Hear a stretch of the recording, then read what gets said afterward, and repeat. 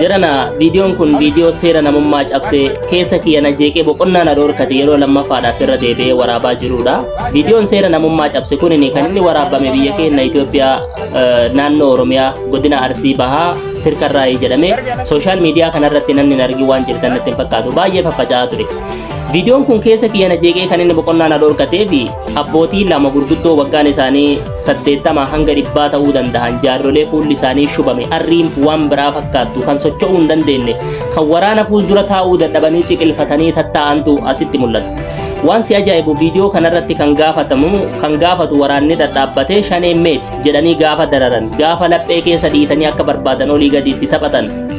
Waraanni akka hangana geettu hojjechaa jiru kun eenyu akka ta'e beekullee baadhu garuu afaan isaaniitirraa shaneen meeti jedhanii gaafa gaafatanii waraanni shanee jedhee biyya keenya dararaa jiru yoo jiraate waraana mootummaa biyya bulchuuti kan biyya bulcha jedhee ummata kana eega jedhee gabbahee ummatuma kana dararu kan baay'ee garaas hin nyaatu jaarsi kunini nama waa'ee waraanaa gaafatamuu miti nama waan afaan isaatti waan harkarra gara afaan waan ittiin sooratee jiraatu danda'ee hojjetatu hin dandeenye kan kaasaraa inni itti karaa ittiin deematurraa yoo gaafatan waa'ee sanirraa deebisuu hin dandeenye dullaa qabattee deemti miti jaarroleen kaasaraa dhadhaabbattee miila sadaffaa godhattee kan isiin ittiin deemtu miila sadaffaa isaatu kan waa'ee isaa kan hin beeknedha umriidhaan nama dulloome nama ija keessa ol jettee laaluun si qaanessuudha. Dabalataan kan garaas nyaatu namni kun eessarraa dhufte jedhanii gaafa gaafatanii gara maccituu kanaa gad dhufe maaliif deemta jennaan qarqaarsan barbaada waan ittiin jiraadhu dhabe hojjedhee jiraachuu hin danda'u qarqaarsa namootarraa funaannadha jedhee gara maccituu dhaqee deebi'aa jira achii qarqaar shilingii birrii 10 namni itti sadaqatee jiraatu nama jiraatudha kun beekamaadha shakkiin qabu jaarsa hojjetatu hin dandeenyedha hojjetatu miti yaaduu kan mataan isaa dadhabee dhabar isaan kadhatadhee jiraadhee namarraa waan ilma namaatirraa ilmi namaa addunyaa kanarra jiru hundi ilmaan isaati amman tanatti ilmaan isaa tanarraa waan ittiin jiraatu barbaadatee waan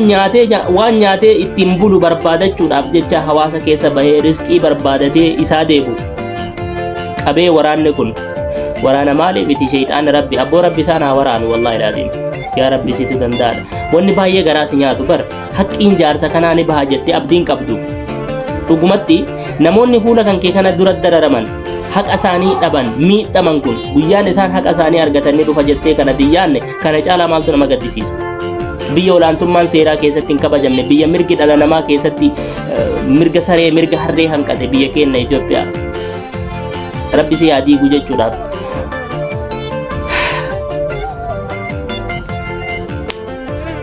waan baay'ee nama gaddisiisu